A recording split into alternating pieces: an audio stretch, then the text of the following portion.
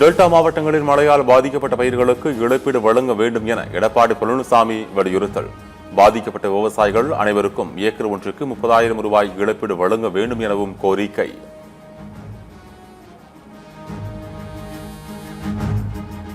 இரண்டாயிரத்து 31 பாமக தலைமையிலான ஆட்சி தமிழ்நாட்டில் உறுதியாக அமையும் என அன்புமணி ராமதாஸ் திட்டவட்டம். பாமக தலைமையிலான ஆட்சி சூழல் உருவாகி உறுதி என்றும் பேட்டி.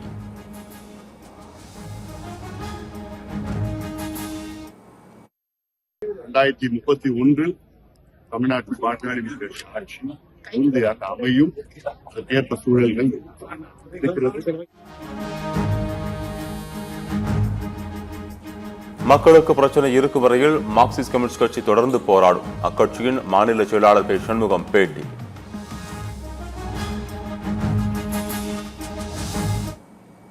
ஒரு முதலாளித்துவ கட்சி ஆளக்கூடிய ஒரு நாட்டில் மக்களுடைய பிரச்சனைகள் அனைத்துக்கும் தீர்வு ஏற்பட்டுவிடும் என்பதெல்லாம் என்றைக்குமே வர்றதுக்கு வாய்ப்பே கிடையாது. மக்கள் இருக்கிற வரைக்கும், மக்களுக்கு பிரச்சனை இருக்கிற வரைக்கும் போராட்டம் நடந்துகிட்டே இருக்கோம். நாங்கள் போராட்டத்துக்கு தலைமை ஏற்று நடத்திக்கிட்டே இருக்கோம். சென்னை தண்டையார்பேட்டையில் போராட்டத்தில் ஈடுபட்ட தூய்மை பணியாளர்கள் குண்டுக்கட்டாக கைது. தண்டையார்பேட்டை மண்டல அலுவலகத்தில் தூய்மை பணியாளர்கள் போலீசாரிடையே தள்ளுமுள்ளு.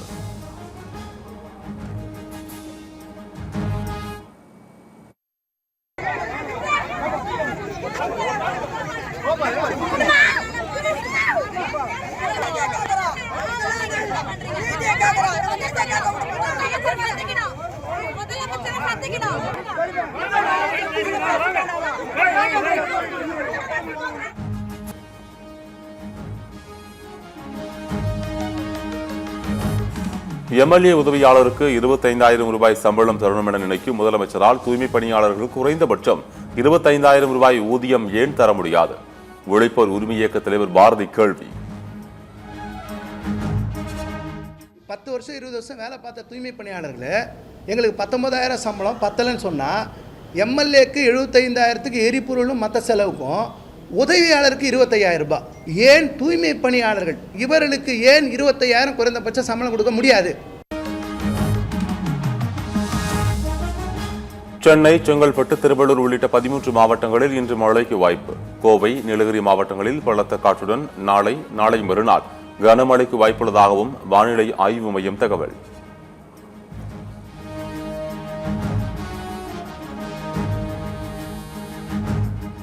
மானாமதுரை அருகே திருமணம் செய்து தர மறுத்ததால் ஏற்பட்ட தகராறில் சட்டக்கல்லூரி மாணவர் வெட்டி கொலை. தந்தை மகன் கைது.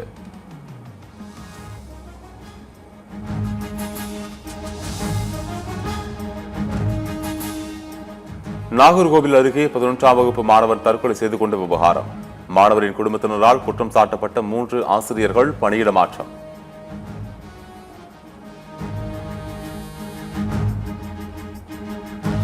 கன்னியாகுமரி மாவட்டம் திருப்பரப்பு அருவியில் அலை மோதிய சுற்றுலா பயணிகள் கூட்டம். கேரளாவில் ஓணம் பண்டிகை தொடர் விடுமுறை என்பதால் அதிக அளவில் வந்த கேரள மக்கள்.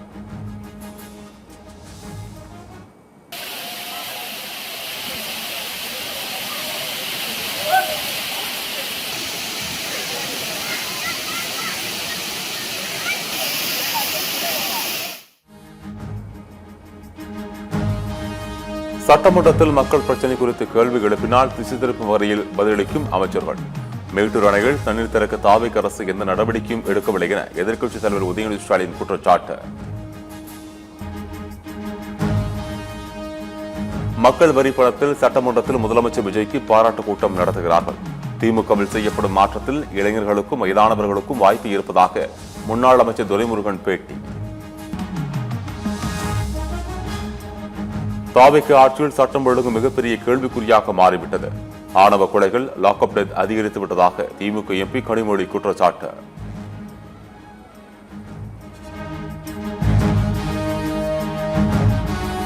தென் மாநில முதலமைச்சர்கள் மாநாட்டில் முதலமைச்சர் விஜய் பேசியது குறித்து சட்டமன்றத்தில் விளக்க அறிக்கை அளிக்காதது ஏன்? சட்டப்பேரவை நிகழ்ச்சிகள் நேரலை செய்வது சமூக ஊடக கண்டனங்களுக்கு மட்டுமே பயன்படும் என புதிய தமிழகம் கட்சித் தலைவர் கிருஷ்ணசாமி விமர்சனம்.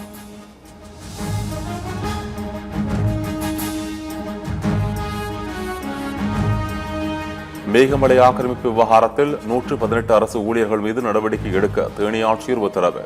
காவல், வனம், வருவாய்த்துறை பணியாளர்கள் ஆக்கிரமிப்பு செய்துள்ளதால் நடவடிக்கை.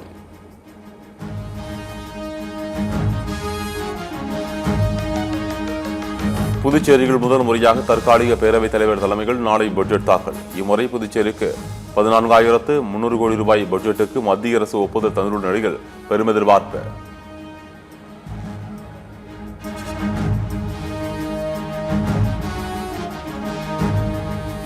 ஜந்தர் மந்தர் பகுதியில் இடஒதுக்கீட்டிற்கு எதிரான போராட்டம் நடத்த எந்த ஒரு கூட்டத்திற்கோ தனிநபருக்கோ அனுமதி வழங்கப்படவில்லை என டெல்லி காவல்துறை விளக்கம். சமூக ஊடகங்களில் பரவும் தவறான தகவல்களின் அடிப்படையில் அங்கு கூடுவதை தவிர்க்குமாறு பொதுமக்களுக்கு எச்சரிக்கை.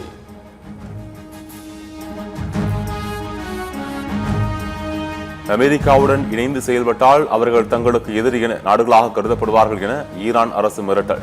மேலும் அந்த நாடுகள் மீது தாக்குதல் நடத்தப்படும் என்றும் எச்சரிக்கை.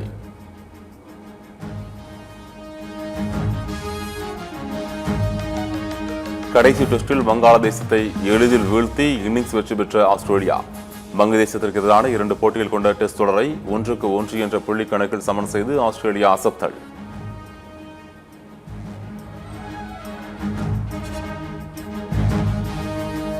நூறு மீட்டர் ஓட்டத்தில் உசேன் போல்ட் வேகத்தை தாண்டிய சீன மனித ரோபோ. கடந்த 2029 9.58 வினாடிகளில் உசேன் போல்ட் கடந்திருந்த நிலைகள் தற்போது 9.39 வினாடிகளில் கடந்து மனித ரோபோ அசத்தல். இலங்கை அணிக்கு எதிரான 2வது டெஸ்ட் போட்டி. தேவ்தத் படிக்கல், சுப்மன் கில், ஜடேஜா சிறப்பான ஆட்டத்தால் இந்திய அணி ரன் குவிப்பு.